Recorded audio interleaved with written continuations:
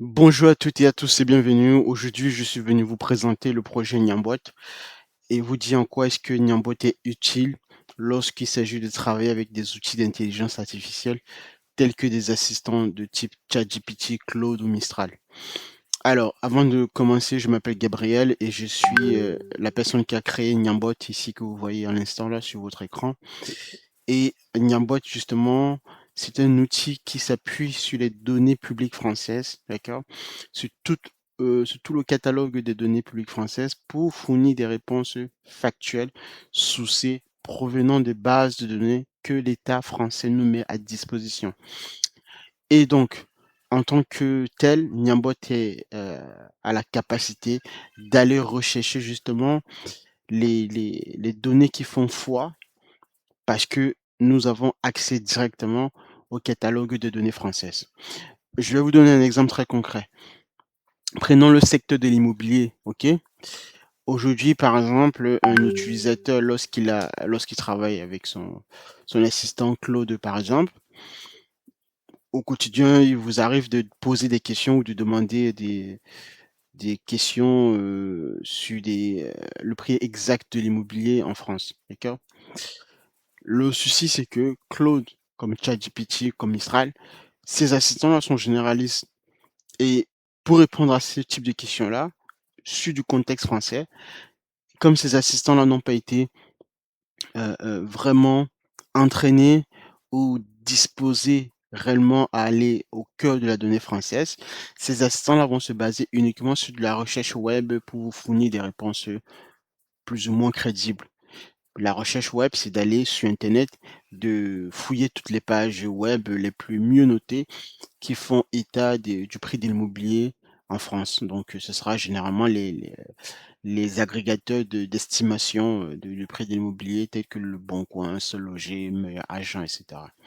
Le souci avec ça, c'est que ces plateformes-là en question, ces pages web sur Internet, ne sont pas pour la plupart du temps mis à jour et souvent les chiffres ne sont pas corrects au moment où vous au moment où vous posez la question.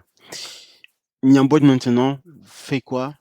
Niambot justement va s'appuyer en temps réel sur le fichier DVF qui est donc le fichier de demande de valeur foncière et le fichier DVF se trouve ici sur la plateforme des données publiques françaises. Et donc, quel que soit l'instant, le moment où vous posez votre question, Niambot va être capable, justement, vous voyez ici ce dataset demande de valeur foncière. Niambot a la capacité, justement, d'aller analyser en temps réel les 5 années d'historique que l'État nous met à disposition pour vous récupérer en fonction de votre question, d'accord? Imaginons que vous posez une question sur le prix d'un immobilier dans le Finistère, dans une commune ou à Orléans ou à Paris, peu importe la commune, en 2021 ou 2022, etc. Niambot aura la capacité d'entrer sur les 5 années d'historique, parce que c'est ça qui est assez représentatif, de vous fournir une réponse factuelle. Et donc, c'est la différence fondamentale entre Niambot et la recherche web que les assistants généralistes tels que Claude ou ChatGPT font souvent. Je vous donne un exemple. Alors, pour celles et ceux qui voudraient voir le projet, vous y allez ici, vous tapez sur votre barre de recherche niambot.ai, ok? Vous allez arriver ici sur le projet et vous allez avoir toute la description de comment cela fonctionne.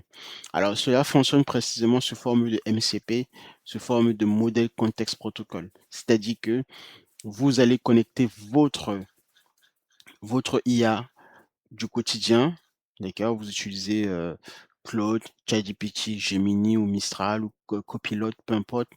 Dès le moment où votre assistant a la possibilité de se connecter via le protocole MCP, bah, vous allez bénéficier justement des données que Niambot pourra vous fournir provenant du catalogue des données françaises. Et donc, comme je disais, euh, le cas que j'ai pris, c'était uniquement un cas très très particulier sur l'immobilier. Mais Niambot également adresse plus de 18 domaines, le territoire, la population, le logement, l'économie, l'énergie, bref. Voyez là, tout ce qui entre en ligne de compte avec le contexte français. Et derrière, c'est une couche d'intelligence qui a été pensée très bien élaboré pour vous donner une réponse, effectivement sourcée, chiffrée et contextualisée par rapport justement à votre question.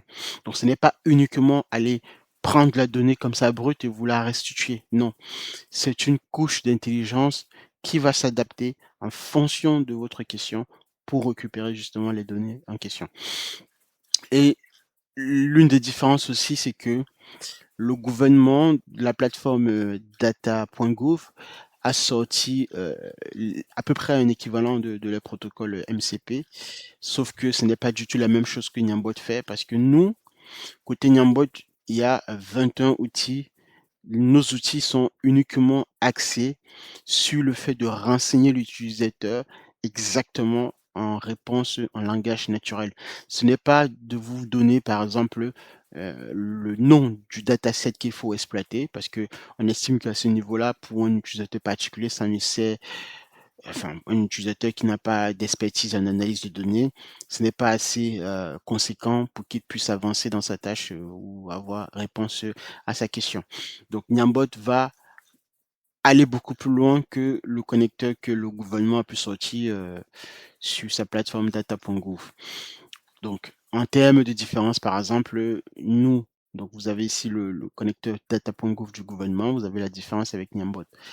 Et le croisement également des fichiers ou des datasets n'est pas le même parce que Niambot va, comme je disais, s'adapter en fonction de votre question. Supposons que vous posez une question qui va faire un croisement entre plusieurs domaines, entre l'immobilier, le risque et la santé.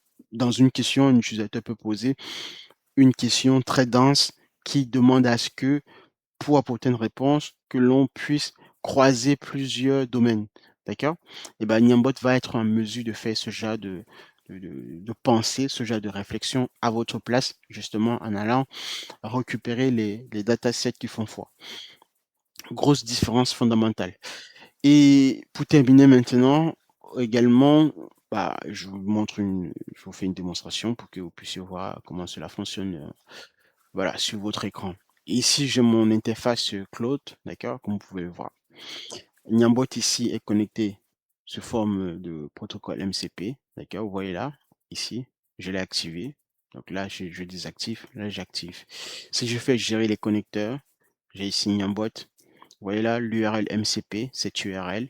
Vous allez sur la plateforme, vous avez la même URL ici. Donc, vous voyez les 21 outils, ce sont 21 outils très efficaces pour s'adapter à tout le contexte français, quelle que soit la donnée française. L'immobilier, la recherche d'emploi, la recherche de textes de loi, etc., etc. D'accord? C'est vraiment 21 fonctions canoniques pour être euh, parfaites pour des questions ancrées sur le contexte français. Donc, on fait un test tout simplement. Je prends ici une requête toute simple. Alors, on va par exemple, donc en tant qu'utilisateur, je souhaite analyser, le prix immobilier d'un bien qui se situe, à Nantes. Bon, cette requête, je l'ai déjà testée plusieurs fois à maintes reprises dans d'autres vidéos. Je vais changer, je vais prendre une autre ville, d'accord?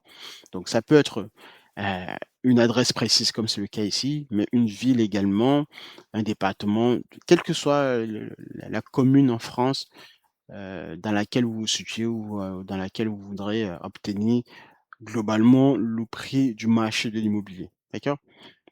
On va prendre ici, par exemple, analyse le bien. Alors, analyse les prix du marché de l'immobilier en France dans le alors je vais prendre un département ou une commune, dans la ville, dans la ville de Nantes. Voilà, par exemple, je prends la ville de Nantes, OK? Globalement, je vais mettre, je vais rajouter appartement et maison et en fais-moi un tableau récapitulatif. Voilà, OK? Par exemple, je fais entrer.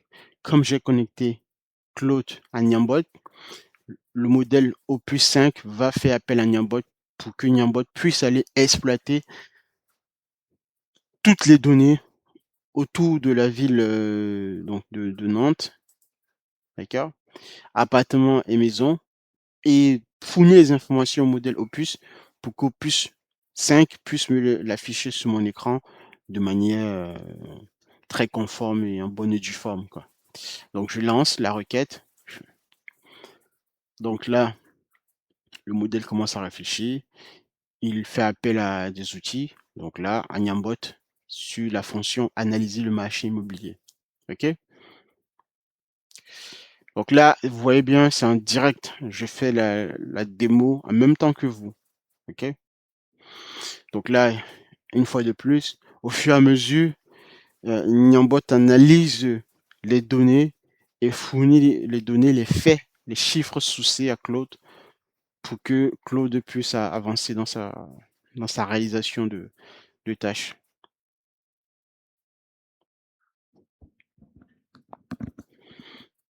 C'est vraiment le connecteur le plus avancé à l'heure actuelle où je vous parle là, à l'heure actuelle où je fais cette vidéo, sur l'état des données françaises. Je précise que ce projet a été présenté à l'une des personnalités de la DINUM, d'accord, qui est donc la DINUM, la Direction interministérielle du numérique en France. C'est le département lié au service du Premier ministre. Et donc, vous voyez bien là, effectivement, tous les chiffres que vous voyez proviennent du catalogue des données publiques françaises grâce à Niambot, en fait, grâce à la capacité de Niambot d'aller récupérer ces données-là. D'accord? Tout ce que vous voyez là, exactement, les chiffres, etc. Voilà, clairement. Vous voyez? J'ouvre ici la fenêtre de réflexion que Claude a pu faire. Donc, Claude a fait appel aux outils de Niambot, d'accord? Les requests. Donc, la fonction analyser le marché immobilier a été appelée à plusieurs reprises, a été sollicitée à plusieurs reprises pour que des données précises soient apportées. D'accord? Au fur et à mesure, la réponse s'affinait, etc. Donc, pour des maisons 4 pièces, d'accord? Pour des appartements 4 pièces. Vous voyez, c'est vraiment dans cet ordre d'idée-là. Et la fonction analyser le marché immobilier s'adapte en fonction de votre question. OK? Et ensuite, donc, in fine, toutes les informations regroupées, bah, maintenant, derrière le serveur de Niambot a pu fournir ces informations à Claude, au modèle Opus. Et ben, le modèle Opus maintenant se charge de vous les afficher ici, comme je l'ai bien demandé, en faisant un tableau récapitulatif. D'accord? Un segment, donc pour le millésime 2025, c'est-à-dire les données de valeur foncière 2025 ici, OK? Sachant que si vous téléchargez ce fichier, vous allez avoir les données de toute la France, en fait, de toutes les communes en France. C'est pas uniquement de la ville de Nantes. Et la difficulté, comme je disais, pour un utilisateur particulier, ça, ce n'est pas quelque chose de bénéfique parce que en tant qu'utilisateur particulier, vous n'avez pas l'expertise d'aller faire ces inférences-là pour uniquement se baser sur la ville de Nantes, sachant que ce fichier, il est très mal foutu en l'état brut. Donc, le travail de traitement, de filtre, d'analyse et de synthèse, derrière, c'est Niambot qui le fait automatiquement et fournit donc les faits à Claude. Là, donc je fais le test avec Claude, mais c'est la même chose si j'avais utilisé ChatGPT ou Mistral, etc. Donc, quel que soit votre assistant du quotidien, vous le connectez avec Niambot et vous posez votre question. Si le modèle estime que cela entre en ligne de compte dans un contexte de données publiques françaises, le modèle va faire appel à Niambot et Niambot va aller récupérer les données provenant du catalogue de toutes les bases de données publiques françaises. D'accord. Donc, vous voyez là, si je suis un agent immobilier ou une personne qui voudrait simplement faire l'acquisition d'un bien immobilier, d'un appartement ou d'une maison, je peux voir que ici, par exemple, pour les appartements, la médiane, le prix au mètre carré, se situe entre 3 386 €, voilà, ici. Selon, vous voyez, les chiffres de vente de l'année millésime 2025, appartements et maisons. OK? Et je peux voir l'évolution comme ça entre 2024 et 2025 pour les appartements. Donc voilà, en 2024, on était à 3 431 € le mètre carré. Et en 2025, voilà, il y a une petite baisse de moins 1,3%. Donc ça me donne clairement les indicateurs, les métriques factuelles, sourcées et chiffrées. je peux négocier par conséquent un bien immobilier plus facilement auprès d'un agent immobilier. Et même en tant qu'agent immobilier, je peux facilement également bien pricer, bien estimer un bien immobilier ou une agence de même. Et ce que disent les chiffres, vous avez en plus l'intelligence du modèle que vous allez utiliser, donc Opus 5, qui va se charger de vous traduire ces chiffres-là si par ailleurs vous n'avez pas toute l'expertise en question. Mais les données sont là, chiffrées, factuelles et sourcées, et plus la puissance du modèle dans son interprétation pour avoir effectivement les informations les plus crédibles et les plus contextualisées. Voilà, donc ça, c'est un cas très particulier que je viens de prendre sur l'immobilier, mais ça ne s'arrête pas sur l'immobilier, comme je disais. Niambot, c'est un connecteur vraiment basé sur toutes les thématiques, les 18 thématiques que je vous ai présentées ici en France, d'accord? Le territoire, la population, le logement, l'économie, etc. Donc, si je prends une autre requête ici, par exemple, là, sur un autre contexte autre que l'immobilier, par exemple, quelqu'un qui a une maman de 82 ans qui va rentrer en EHPAD près d'une commune, la commune de Vannes. Alors, je vais changer de ville parce que j'en ai déjà fait le test avec cette requête pour vous montrer à quel point vraiment Niambot est capable d'aller beaucoup plus loin. Donc là, je prends une autre ville. Ici, je vais prendre dans la ville, voilà, on va prendre quelle ville, ville de Paris, hein, voilà, tout simplement, la ville de Lyon. Attends, voilà. À quelle aide a-t-elle le droit pour financer son hébergement? Quel texte de loi encadre ça? Et y a-t-il un point d'info près de chez elle? Donc là, vous avez un contexte, on va dire santé, voilà, fin de vie, etc. Donc, allez chercher les informations qui encadrent justement la prise en charge d'une personne âgée et tout le tralala qui va avec. Donc là, une fois de plus, ici, Claude va déléguer la tâche à Niambot au connecteur Niambot et Niambot va solliciter toutes ces fonctions, d'accord, qu'il juge nécessaires pour aller récupérer les données dans le contexte particulier que vous avez posé. Donc, chercher un texte de loi, parce que j'ai posé les questions, à quelle aide a-t-elle droit pour financer son hébergement, quel texte de loi encadre cela. Donc, la fonction chercher un texte de loi va s'en charger pour aller récupérer tout ce qui est nécessaire côté Légifrance et vous restituer l'information de manière correcte. Donc là, une fois de plus, comme tout à l'heure, le modèle est en train de travailler. Il fait appel successivement aux fonctions qu'il juge nécessaires. D'accord? Ici, il trouve maintenant que la fonction trouver une structure de France et services, puisque effectivement, j'ai posé la question à quel y a-t-il un point d'info près de chez elle? D'accord? Quelle est la structure qui se trouve dans sa ville, donc ville de Lyon ici par exemple, OK? Ou près de Lyon. Donc rechercher une démarche et tout le reste. Ça, ce n'est pas vous qui le faites. Donc c'est vraiment donc là, le travail est terminé et les informations sont en train d'être restituées auprès de l'utilisateur, OK? Au fur et à mesure. Mais tout ce que vous voyez, c'est effectivement la capacité de Niambo d'aller récupérer toutes les informations utiles dans le catalogue des données publiques françaises. Voilà la différence fondamentale entre le connecteur Niambot et tous les autres connecteurs que vous pourrez entendre ici, la DA, tels que celui de la Genium, de Data.gouv ou bien d'autres connecteurs de ce genre. Donc voilà, point d'info avec les informations de numéros appelés directement pour se renseigner, ok, en cas d'urgence, de prise en charge, etc. Le type d'aide, tout le reste. Vous pouvez cliquer directement. Vous avez accès aux articles de loi qui sont rapidement, enfin voilà, soulignés pour que vous puissiez aller vérifier vous-même et vous renseigner. Ok, donc article de loi, voilà, L232-8, d'accord. Ça c'est vraiment le fait que tout ce que vous voyez là, c'est ce que j'ai pu, enfin, c'est ce que j'ai voulu pour donner à l'utilisateur tout le pouvoir de requêter, d'obtenir la donnée française dans ses moindres détails, à travers cette architecture très simplifiée ici que vous voyez en plusieurs couches, métadonnées, sémantiques, ontologiques et réponses. Voilà, je vais m'arrêter là et je vous dis à la prochaine et merci de m'avoir suivi. Donc, allez le tester, allez-y ici et vous allez tout simplement connecter Niambot à votre assistants que vous utilisez au quotidien, que ce soit Claude, ChatGPT ou Mistral, et vous pouvez tester vos requêtes en langage naturel, ancrées sur le contexte français.